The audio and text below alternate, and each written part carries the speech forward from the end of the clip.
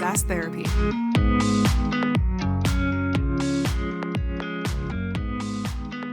Hello, everyone, and welcome to another episode of SaaS Therapy, the show where we help you save your most important business relationships, your customers. My name is Todd Kirk. I'm your host. I'm joined by the courageous, the brave, the stalwart Casey Trujillo. Welcome, Casey. Glad you're always here, as always.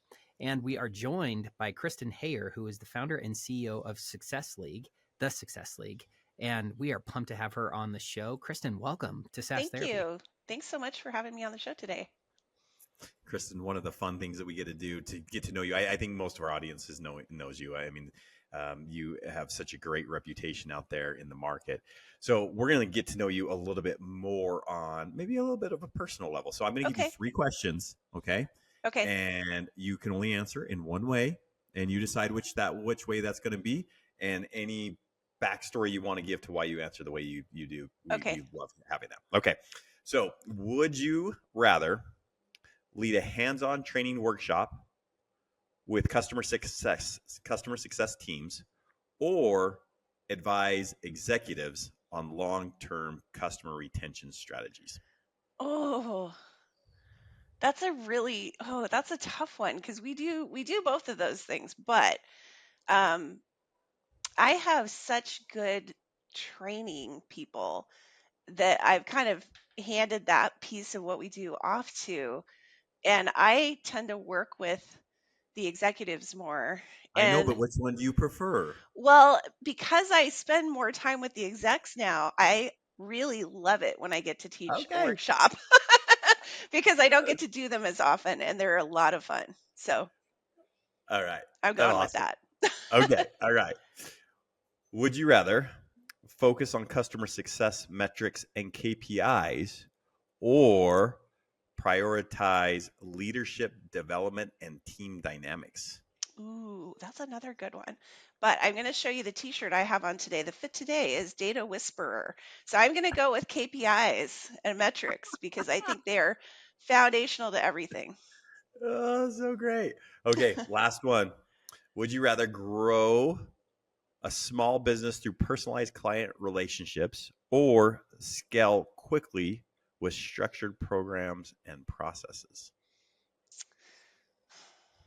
These are crazy questions, you guys. They're so good. I I will let you know, Kristen, if you haven't listened to this before, Casey, half the times he's like, "Do you like ketchup or ranch dressing?" So he's That's really kind of what I was he's expecting, to landing be on thick to you honest. today. So I was really ready for like German Shepherds or Labradors, like I was ready for that. I was not ready for these. These are tough ones, but I think this building out a small business, and in part I say that because that's something that I've done with the Success League, and we've built out our company, and I really enjoy.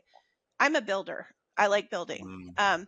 I like scaling too, and we do a lot of advising on that, but the builder piece is so core to what we do. And it goes toward this company, but also like my husband and I have taken 3 older homes and completely redone them. And Whoa. so like it goes to a lot of aspects of my life that I really like that building piece of life. So, Oh, yeah. and well, some part in this podcast, Todd, we're going to have to ask Kristen, why did she walk away from these VP of CS roles to go be the CEO of her own company? Because I mean, that Do you want to takes ask me that. that now? Yeah, let's just ask right now before we get started. Yeah, why in the Okay. world would you leave the comfort of these jobs to go start your own thing? There are some times at night when I have a glass of wine where I ask myself that very question. But to be honest, but I'd say I have always had an entrepreneurial streak. Like I sold lemonade on the corner when I was a kid. I had a business that I started in my 20s with a friend that was completely different. It was around decorating kids' rooms. And when that one ended, I told myself I'm ending this company because it went in a direction that it wasn't fun for me anymore. But I said I will start another company, but I'm going to do it when I have a really good idea that is a little more aligned with the space that I'm in professionally. And so I've always had this in my head for years and years and years. And when an opportunity came up because of some drama at a company I was working for at the time. We had to shut down the office I was working in. I was a part of making that decision, and I started looking for my next VP job. And I was looking and talking here in the Bay Area to a lot of companies about, the VP jobs they had open. And I just started hearing the same thing from all of them. And that was that they really didn't know how to build out a customer success organization. And they saw that they were interested in me because they saw that I had done it a few times already. And after about 4 or 5 of those interviews, I thought, there's a business here.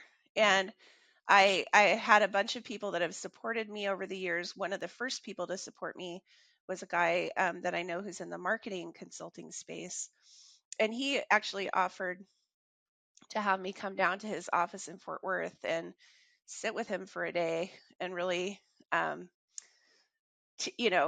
took me through the process of building out a consulting company and his experience and the things that were great that had happened and the things that weren't so great that had happened. So he really kind of opened up and told me the whole story about his company, and I think that was really encouraging.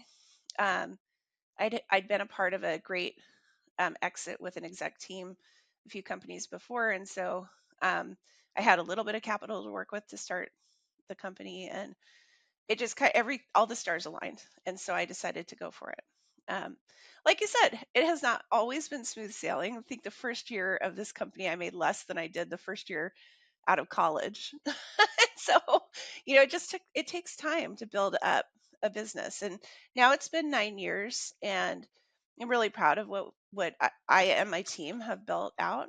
And so, yeah, that's why, there are times where I think, gosh, it would be so much easier if I were just like an exec again and I could relax and I could have vacation time and I could, I think a lot of people think having a consulting firm means you have very flexible schedule. And yes, if you don't want to have business coming in the door, but for the most part, you really are hustling a lot of the time. So, um, I've been hustling now for 9 years. So I think there will come a point where I'm like, okay, I'm ready to do my next thing. We're not there yet. Well, Kristen, I love it. I think it tees up the conversation that I was hoping to have today. And, I think I've struggled sometimes in my career thinking about the fact that, I have a very entrepreneurial stake. I love feeling like I've got autonomy to go build and experiment and do whatever I want to do. But, there's a lot of people who might have that feeling, but also feel really passionate and excited about their current job and their current role. Hmm. So they're like, I'm not ready to be an entrepreneur, but I love being inside my current role.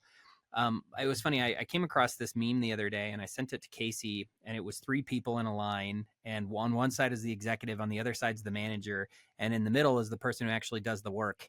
And it's a from a if you've ever seen the show New Girl, it's a scene from that Oh, yeah. show, and the guy in the middle is saying, I'm the decider, let me decide, why won't you let me decide? And it's this fact that a lot of times there are people who are not in a leadership role, but Hmm. and so they don't know what to do because they oftentimes are more informed, they're Yeah. closer to the customer and the needs of the business, but they don't feel empowered to lead. And so I'm excited for this conversation today because I'd love to get your take as someone who has both been inside an organization and led within an organization to Yeah. now leading your own organization. How can you help people who are in that position where they want to lead, but they don't see themselves as leaders, at least in the formal authoritative sense? And that, I think, as a jumping off point today, I'd love your thoughts on that. Yeah. Um, I have never had that problem personally. I think the minute my younger brother was born, when I was about 3, I was like, guess I'm a manager now. And so I just kind of took the leadership role all the way through. I'm a big sister. I have very big sister tendencies. And so, yeah, so I have never shied away from trying to always have a leadership role, whether I was a formal leader or not. Um, and as I was thinking about this episode, as I was kind of preparing a little bit today, I thought about what were the drivers of that? And if I broke that down, what would that look like? And I think there's really, to me, kind of 4 things that go into that. One is ownership. And some people feel ownership inherently. I do. Um, some people who want to kind of lead initiatives don't really feel that. But I think you have to, in order to be a leader, really take ownership. And I think I promise I will not get political here, but as we're taping this, we're in the middle of an election in the United States, and it doesn't really matter what side anybody is on, but there's a lot of people who are in leadership roles in their local elections because they have taken a real ownership in the idea that they're supporting. And I think that that ownership is what drives them to be leaders. And so I think if you think about that in a work sense, if there's a thing that you're passionate about at work, you are going to be more likely to want to take on a leadership role and be good at that leadership role because you have a real ownership stake in that particular topic. So I think that's one. I think, and the second one is having some influence with other people, being good at influencing other people, and those could be your peers. Those could also be your boss. It could be people outside of your team in the organization. It could be anybody, but people who are naturally good at influencing others tend to rise to leadership positions. But I think influence is something you can also learn. You know, there are real skills to being good at influencing that if you have that ownership, but you feel like you don't have the influence, you can learn influencing skills. And I think I have an example I'll share with you a little bit later about this whole thing from a work standpoint. But the other thing that I think you need is accountability. You need to be willing to be accountable for the results of what you do lead. And I think some people are really afraid of that. And I see that actually kind of a lot in customer success, where there's a fear of sort of putting a stake in the ground and saying, we're going to do this thing or we're going to achieve this number, especially around revenue. And I think you have to be brave enough to do that and to say this is what we're going to do, this is what we're going to achieve, and we're going to hold ourselves accountable for that. And then I think the last thing is you have to be your own PR department. In order Mhm. to kind of get the word out about what it is you've done and led, you have to sort of brag on yourself a little bit, and that's hard. That's very hard for me. I come from kind of a Midwestern style family where you do not brag about yourself. You never ever ever do that. I think a lot of women especially too tend to feel that way, like you should never like put yourself out there and put yourself up there. But I think being that PR department for yourself is an important part of being kind of a unofficial leader, because other people need to know about what you've achieved, and you have to be good at communicating what are next steps. And so um, those are four things. As I was doing a little driving around today and I was thinking about what I could come on here and talk about, and so those are the four things I came up with. Do any of those resonate with you guys? I'd love to hear your take on those. Well, you can see that you're a leader right off the bat because you asked for our thoughts back. People that are not leaders end the conversation and they're like, yep, and that's all that should be said because I'm the leader. You're a great example of that leadership. You're asking for that feedback and input. So for me, Kristen, what resonated with me is that you siloed out ownership and accountability, two separate things. Hmm. I think most people would hear those two words and think of them as the same thing. And I often see this, people will take ownership and say, I'm over this project. And then they'll take no accountability for the results, whether Yeah. good or bad. Right. And so I love how you talked that they're two separate things. Um, how do I keep myself from taking too much ownership? Because That's a I good could question. say, you know what, Todd's on my team. I'm responsible for this. We got to drive to this. So you know what, Todd's not hitting his number. So I'm gonna go call some of his customers and help him get these renewals with or without him. Hell or high water, we're making this happen. And then people can get burnt out pretty quickly Yeah. that way. I How have think you seen people be able to not take 150% accountability or 120% ownership? How do you stay within the ownership that you should own, if that makes sense? yeah. So especially in customer success, I think a lot of us get into this field because we're helpers. We want to help other people. And as a helper, you have a tendency to want to overstep your level of responsibility because you want to help the other people. So I think we are, particularly as a field, at risk for this. I think one of the things that um, one of the authors I really admire um, is a guy named Mark Horstman, who is a leadership development guy, and he has a book where he talks about um, delegation and delegation in detail. Like, how do you delegate effectively? And part of delegating effectively is making sure the other person has the skills to be delegated to, has a clear picture of what they need to do, understands their level of accountability for getting it done, and then is holds up their end of the bargain. And if they aren't doing what they should be accountable for, the action on your part as the leader is not to do the work for them, it's to hold them accountable for the work they agreed to be accountable for. And to, if they need something that they don't have to accomplish the job, sure, help them get that thing, but don't do the work for them. And that's, I think, something that isn't even taught to people managers, let alone to people who are leading not from an official management position. So I think that's how you do that. Yeah, the book is called The Effective Manager, and I highly recommend that for people who are stepping into management roles maybe for the first time and haven't had any formal training in management, because it really goes through some of the basics that really get overlooked, and delegation is one of those things. I love that. I don't know why, but for some reason I'm on a sitcom kick today. But that reminded Yeah. me of this scene in The Office where Jim Halpert gets a new manager, right? And he comes in and he asks for a rundown of his client list. And Jim's Hmm. like, I don't know what a rundown is. And so then he stresses for hours on getting a rundown and making sure that it's done properly, of like what the Yeah. format should be and how many columns of information and how long should it be. And then he sends it, and then his boss doesn't even look at it and just asks him to fax it to some unknown entity. So he goes through all of this stress to go and make something happen, and then it doesn't even matter in the end, right? So that whole idea of giving clear expectations for what people need to do matters a lot, and that's something that you can do whether you are formally in a leadership position or not. The thing that stuck out to me, Kristen, in your comment with when I think about influence, so often people feel like, well, I can't do anything because I don't have the title. I don't control the purse strings. I don't have the authority to make the decision. So that therefore I can't be influential.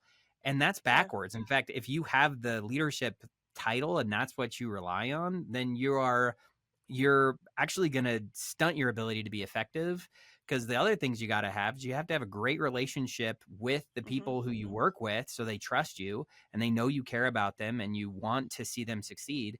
And then you got to like bring your crap. You got to be an expert. Like, they got to trust Hmm. that you know what you're doing. And so, like, you can be extremely influential and have no title of significance at all if Hmm. people know that you're genuine, that you care about them, and that you know your crap. Yeah, I mean, I think that's the other side of delegation, is that, if you delegate something to somebody, you have to know that your relationship is solid enough that if there is a problem, or they're missing something, or they don't understand something, they're comfortable enough to come back to you and go, "Hey," and raise their hand before you have to notice that there's something going wrong, and raise their hand and go, "Hey, I'm missing this thing that I really need." And then that's when you're winning, because they're Mm. they're asking you for what they need to do the job that they're trying to do, and not the other way around. You're like, "Why aren't you doing this?"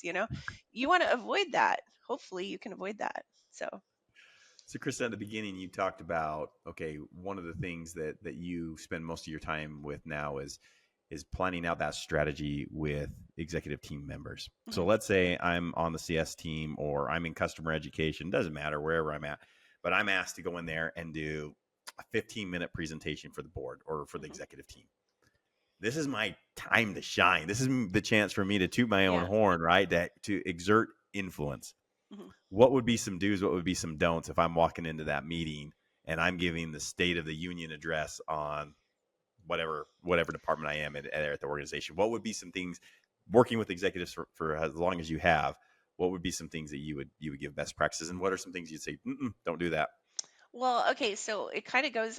I gave a talk on this actually at um, the Zero In conference that we were all at recently. And so the first thing I would say is you need to know who your audience is. You should always try to know who your audience is. That's a big part of influencing people. So, if you think about who your leadership team is and your board is, and possibly investors who sit on your board are, those are very senior people who are making very broad decisions for your whole company. And you're coming in and you're presenting on a tiny niche part of the company. So just remember, they're thinking really broadly.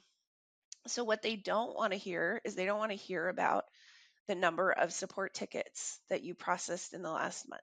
They don't want to hear about, every single small customer that renewed.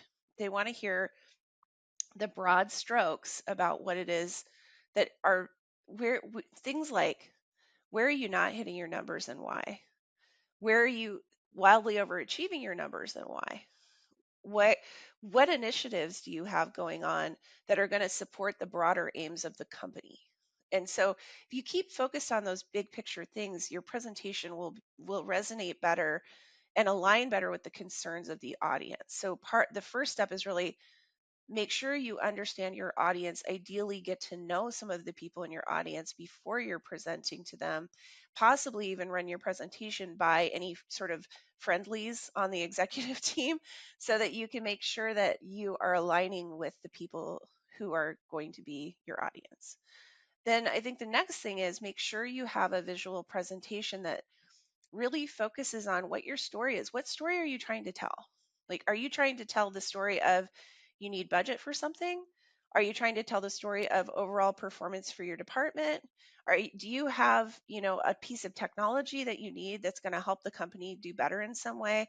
Like, what is it you're trying to do with this presentation? And don't just go into the board meeting with the same set of slides that you always present, or your boss or whoever always presents in the board meeting. Make sure you really tailor your presentation to the message that you're trying to convey. Um, what I see way too often is people going into board meetings, especially, this is rampant, with a slide that has like 18 different charts on it and a bunch of tiny font that you can barely read and a lot of stuff that really doesn't matter. And at best, it blurs the message you're trying to convey. And at worst, it sends the board down a rabbit hole that then you have to explain and you weren't prepared for. And so, those are things I will say. I see this from my own personal experience. So I have done this too. I'm not saying I'm perfect at it, but from having learned to not do that, I will say just make sure that whatever you're presenting is very clear. And then the last thing I would say to do is prepare for hard questions. Go in, like, this is the part that almost everybody forgets to do. If you're in a board meeting, the board is there. Their purpose is to make sure the company is performing well. And the way they do that is they look at what's being presented to them and poke holes in it. So if you want to be prepared for that board meeting, you need to pre-poke holes in whatever it is you're presenting and think like a board member for a minute. So pull yourself out of your own perspective and go poke holes in your own story, and think about, like, okay, if I'm putting up some numbers around, let's say, churn, and churn was really fine for 3 months, and the last 3 months it's been trash. Like, what am I like? The board is going to ask questions about that. What am I going to say to them? What are my answers? What are the questions I'm likely to get? And then what are going to be my answers to those questions? And then I think practicing on somebody is always a good idea. Um, you sometimes, and I do this too, you get overly confident with your material because you live it and breathe it every day. But being in front of a board of very senior executives is a different thing. You're not used to it. Nobody does that every day of the week. And so, like, practicing in front of your dog, or, a friendly coworker, or ideally a friendly coworker, because then they can help you poke holes in whatever it is you're presenting. But, that can really help you prepare and not be as freaked out when you go into the meeting. Um, it You will get questions that you don't have the answer for, and it's okay. once or maybe twice during the meeting to say, you know what, I don't have the answer to that offhand, and I'd really like to do some more data analysis before I give you an answer. Can you give me a day or two? And I'll get back to you with that one. It's totally fine. People do that in board meetings all the time. So just, be prepared for the likely ones, and then it will be fine. So Kristen, I that's think how I positioned it in the meeting. I'm sure you have things to add to that though. What would you add to it? oh, I love it. I think that's gold. It's because I've been in that spot before where you have to go in and present to the executive team, and Hmm. especially if you're not in a position where you have the title, you oftentimes Hmm. it's easy to tell yourself that you're not an equal to that group and go in there Yeah. where you don't actually do the groundwork, mostly because you're like, well, it's not my job to. And so I love your first point. If you were to go back into that ownership idea, like I think probably the first couple of times I ever had to present to an executive leadership team, I went in there with all the problems and said, here's all the stuff that's wrong. And I had thought about things that I would want to do different, but I was really hesitant to stand up for actions that should be taken Yeah. because I didn't feel like it was my job. I was like, well, here's the problem. There's a bunch of different options we could take. What do you all think we should do? And kind of turn it back on them. And that didn't necessarily land very well because it made me seem like I was unprepared or unwilling to actually take ownership for what I thought the solution should be. So I loved your point about making sure that when you go into the executive team that you have a vision of what you think should be done, right? Hmm. Go in there with some guts, right? Like steel up, make sure that you're ready to actually form an opinion. And I think executives will respect somebody who's not squishy, right? Like and Yeah. so at least that was the thing that came to my mind when you talk about ownership, is like, what does that look like? Don't go in there and say, just because I don't have authority to make something happen, I'm not actually going to take a position. I'm just going to be like, I'm going to be all, I'm going to be like vapor that you like can't actually grab onto at all. So when they do start pressing and do start Yeah. pushing, then all of a sudden it's just like a house of cards that all starts falling apart. Yeah. Yeah. I I think the thing to remember too that hopefully can give people some confidence going into meetings like that is that those folks do not spend all day long thinking about customer success. It barely crosses their mind. You are the expert. Like you know all about the customers, you know all about your numbers. You better know all about your numbers if you're going in front of the board. But you, you know all about your numbers. You know what's going on in your team. They haven't given thought to it. So you going in there with an idea, they are much more likely to say yes to that because it keeps them from having to think about it and problem solve it. You're making it easy for them. And if you make it easy for them to say yes, they will probably say yes. Unless there's like an obvious flaw that you haven't seen, they're probably going to go, yeah, sure, go for it because they have bigger fish to fry than you. Like there's usually bigger problems in a company than customer success. So, yeah. Kristen, I was thinking about it. For me, the two things I would recommend to everybody is one, keep it simple. Yeah. I think, do we think we have 15 minutes and we want to jam in 3 or 4 items? Um, keep it simple. Number two, my recommendations usually is if someone asks you a question, it is okay to clarify that. Yeah. To say, could you help me understand why that question is so important to you? Why are you asking for that specific data? Hmm. Because they're then going to reveal more about why they're thinking about that. They might be in the process of maybe acquiring another company that's going to maybe fill that role. Like, I don't know all the things that they're having discussions about in the boardroom. So if you do feel like you need some more clarification around why they're asking that, ask that question. So like, give me some better understanding of why that question. And you'll be I surprised love about some that. information you might get off of that. So those would be my two things. I absolutely love that, Casey. I think people listening should do that every time. Like every time you get a question, ask for clarification on it. Just because unless it's something that's very straightforward, you're right. There usually is some underlying reason they're asking it. It might just be as simple as they have some experience in your area and Mm, they're thinking about it in the way that they've led that functional area before. Or it could be as complex as they're going after new investment for the company, and the potential investors are asking about and poking into this particular area, Yeah, which you would right, have no way of knowing about walking into a board meeting. right. Kristen, how do you keep your emotion even keel? Because sometimes when people, and I'm glad you let everyone know that people are going to ask you questions, and sometimes we interpret questions as you don't believe me. Why don't you trust me? Like, look at everything I just presented to you. Like, what is going on here? Well, how are we miscommunicating?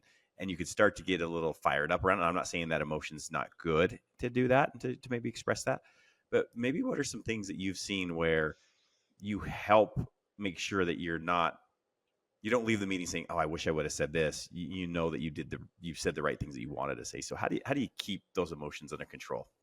I mean, I think it goes back to what you were just saying, which is going in with the idea of being curious rather than going in with the attitude of defensiveness. I think curiosity has, like, if you kind of, psych yourself up. I mean, if you have to do crazy things in the bathroom to kind of keep yourself level during, before a meeting, that's okay. Go listen to Eye of the Tiger. Do what you got to do. Dance it out in the bathroom. Do whatever you have to do to level yourself out before you go into the meeting. So do your thing. Um, but if you go in and say to yourself before you go in, if somebody pushes back, I want to learn more about them and why they think that way. And it can help you stay calm. It can also help you remember that you're not perfect and you still have things to learn. We all do, forever. Like, even your CEO, even your top board member and your chairman of your board at the biggest company out there still has stuff to learn. So everybody's just people. And if you go in thinking, look, someday I might be a board member and I might be the one asking the questions. And the more I can learn about them and their thought process, the better I will be as a growing leader. Then it becomes more of like I'm in school, and that can calm you down, I think, versus I'm the expert and I'm supposed to know everything. And when they push back, I've failed. And you can really get in your head about that. Obviously, I've experienced that myself because I'm talking about it. But yeah, I think for me anyway, I will say going in with that sort of attitude of curiosity really helps. What has helped you too? Well, I think Casey likes to listen to John Denver and Karen Carpenter. That really levels him Okay. out. He listens to some nice, relaxing 70s jams. Um, it's, I think for me, what's your point there is I tend to feel emotional really quick if I'm in a position where like I feel really strongly about something and I now have to Hmm. defend it because I'm like, of course I know my numbers. You should trust me. So like I love Casey's point there of I think that's a common reaction. I think one of the things that I struggle with, and I see a lot of other people struggle with, is you said this at the start, but understanding your audience, right? A lot of times, because you know your craft so well, you're actually speaking with people who aren't executives. You're speaking with peers, or you're speaking with customers who are also kind of peers of you, but like outside of your organization, and like they don't know this kind of stuff either, right? So Hmm. what ends up happening is the things that tend to resonate with your team members or the things that resonate with your customer directly, those things they're playing on a different field than the executive team is. And so I guess my first thought was, and I want to push this back on you. I know you were like, hey, give me some more ideas here, guys. And I love that conversation, but I kind of want to push you on this, Kristen. Is like, for a CSM who has to go in and talk with leadership and is constantly having to switch that context of different audiences, like how do you get good at identifying and thinking differently about how to make that shift mentally? Whether that's listening to good music or having a persona diagram that you review before a conversation to remind yourself, like what are some things that you've seen that help you to try to be like, okay, I was talking with my customer, now I'm talking with my executive, and what they care about are very different. Yeah, I think it's practice, and then it starts to become a habit over time. But for me, I started out in sales. And when you're in sales, you really have to know your audience. And that's one of the first things you get trained on is knowing your audience and who you're talking to. for me personally, the persona thing works really well. And even now, sometimes what I'll do is if I know I'm going into a meeting, especially with multiple personas in the meeting, I will call out like, okay, this is the person and you know, they're the expert at X, and this is the person who's the HR person. So they're going to care about people and the impact on the people and the team. And like, I will just literally, I take notes on paper. It's Hmm. my way of remembering what the heck I'm doing. And so, I just write notes at the top of my note sheet on who's who and what they care about, and that helps keep me focused. And I still do this, even though now it's pretty second nature. But Mm. practice, and then get to know people in real life that fill those roles. I think is the other thing that can help give you a comfort level with understanding those audiences. One of the recommendations I made in one of my talks this last week was get to know your finance person. Your finance person knows the whole company at a really intimate level, how all the pieces work and how they influence the money of the company. And they can tell you a lot about the organization, and getting to know them and getting to have them see you care about that part of how the company works is important. And I think with other executives in the company, I mean, if you're going to be doing this, I would argue probably most CSMs don't get thrown in front of a board unless you're in an earlier stage company, and then you might. But if you get to know the people who you're talking to at a personal level, it helps. And you may just want to start with your company's exec team and ask people to do a quick Zoom meeting with you, or if you're in the office, go get a coffee with you. Take advantage of, company all hands meetings, or, if your company does kind of lunch and learn type things, be the person that asks the questions, be visible, and start to really learn the different functional leadership areas of your company. That will really help. Um, and then other ways you can do that, I think listening to podcasts. I mean, not to, Right. we all love podcasts here on the show. So listening to podcasts of different functional type of areas can help you get to know what people in that area care about, right? A sales leader is going to care about very different things than a product leader. And so there's tons of podcasts, there's tons of tools, there's tons of videos on YouTube. You can definitely find something out there on just about every functional group, and listen and pay attention to the words they use and the goals they have and the things they think about, and that will help you get to know that persona better. Does Kristen, that so answer your good. question? That was kind of long-winded. No, that It was was great. great. It was Yeah, awesome. I just fantastic. was absorbing it. It's all good. It's such good advice. Yeah. So, Kristen, as you're building out a playbook for a CS team, and you come in there and you're helping them organize that, how do you advise them to build leaders? And again, the word leader gets maybe thrown around too loosely, but how do you build people that take accountability, ownership? They try to have influence, right? Like, how do you build these out in the playbook? Because what I feel is taking place, and why I love your company, is I don't think there's enough emphasis on soft skills. I don't think there's enough Hmm. emphasis on a CS person asking questions that my customer has never heard, having empathy. Um, Hmm. so, how do you help them think about that longer term strategy of, we're always looking to how do we expand our customers? But how do I grow my team? Not in the literal sense of Yeah. people, but grow them individually. Yeah. What's Professionally some things that develop you see them. work Yeah. on that? Yeah, yeah, yeah. Yeah, I think there's such a need for this right now. I mean, in the CS space, even in the 9 years I've had this company, it's gone through a number of iterations in terms of what the role of a CS professional is, specifically a CSM, or you could a lot of companies kind of use that interchangeably with account manager. So I will sort of say what I'm going to say about both of those roles. I think those roles in my mind are now, they started out as sort of let's get renewals kind of roles. Let's make sure we keep our customers.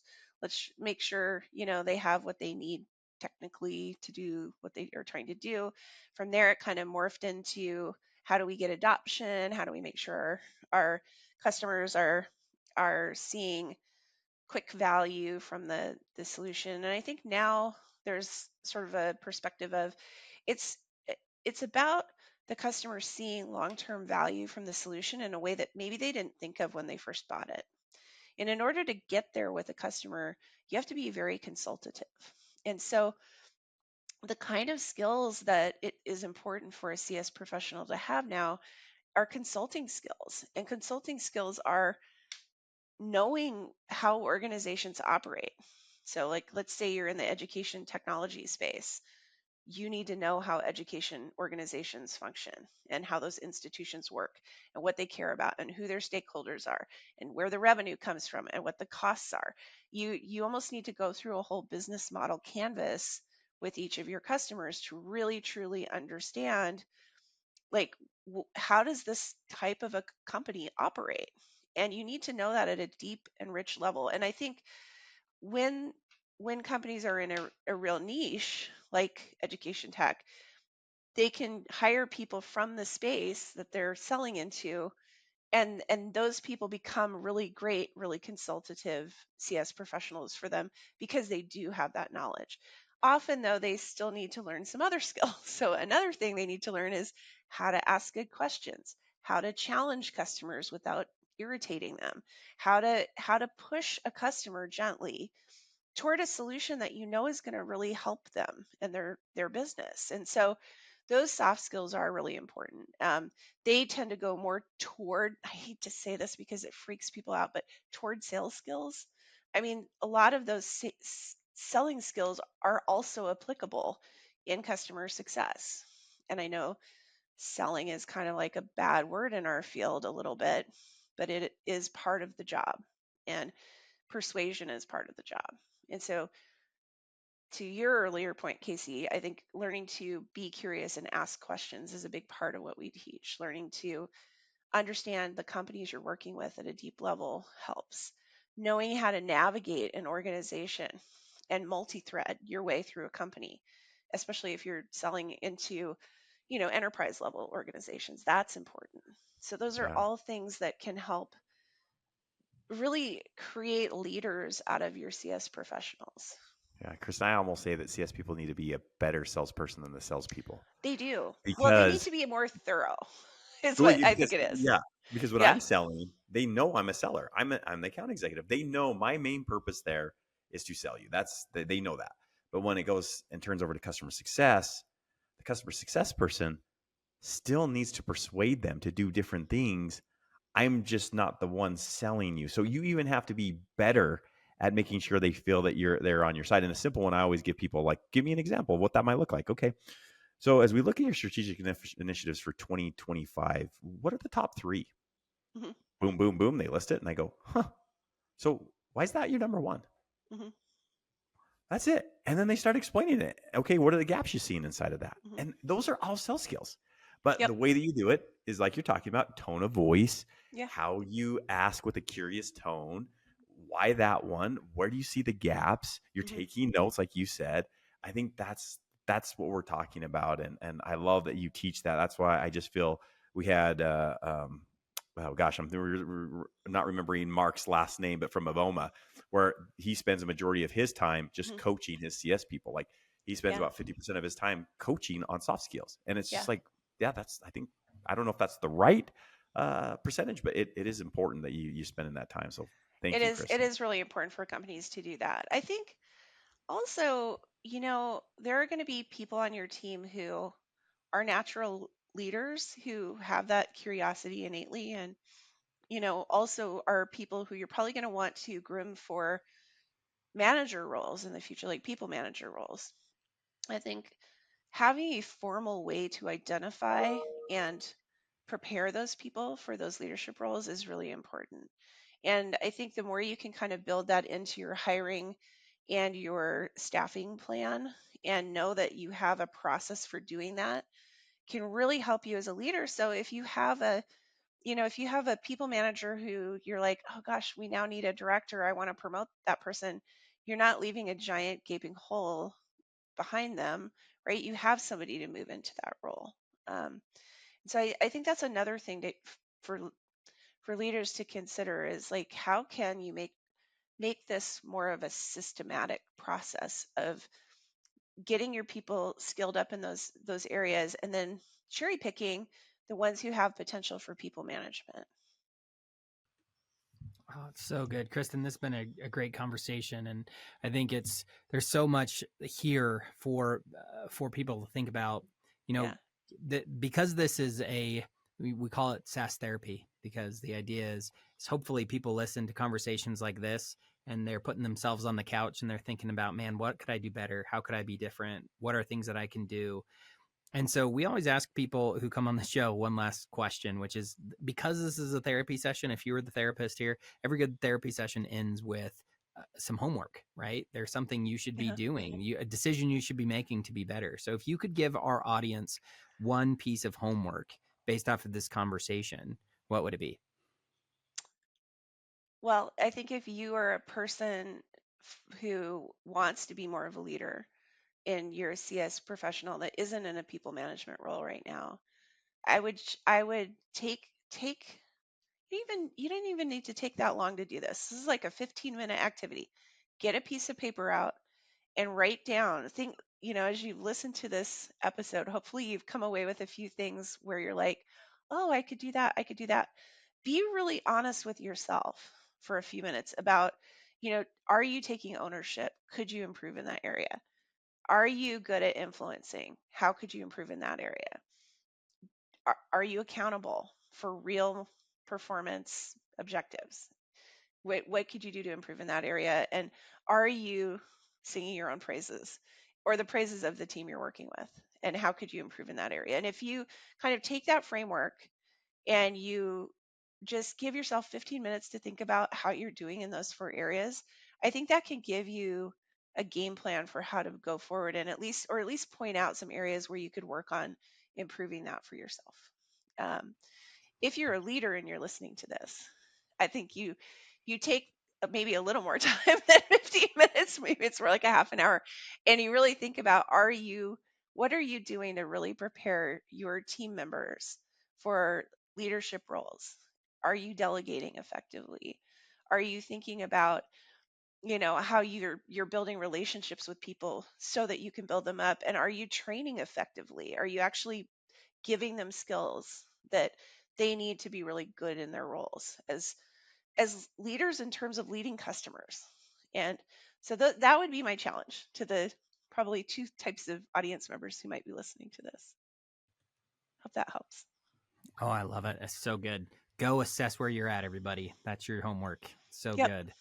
Kristen, thank you for coming. It's been a blast of a conversation. What should people do if they want to connect with you? Follow you on LinkedIn, look you up. Yeah. What's the best advice for how to Okay. help people connect with you? I am a intermittent LinkedIn person. I would love it if you connected with me on LinkedIn, and I will take your connection. Also follow the Success League. We do new blog posts and articles and podcasts every week, so connect with us there. If you want to talk about something more personal with me, I love dogs. I have 2 German Shepherds. I love international cooking, so that's one of my hobbies, and I love watercolor painting. And you can also follow one of my dogs on TikTok. He's on Handsome Rob GSD on TikTok. That's amazing. So yeah. Oh, that's so good. All right, Kristen. So good. Thank you so much. And thanks everybody for listening. We hope to see you next time. SaaS Therapy is brought to you by Brainstorm, the SaaS platform for SaaS adoption. Learn more at brainstorminc.com.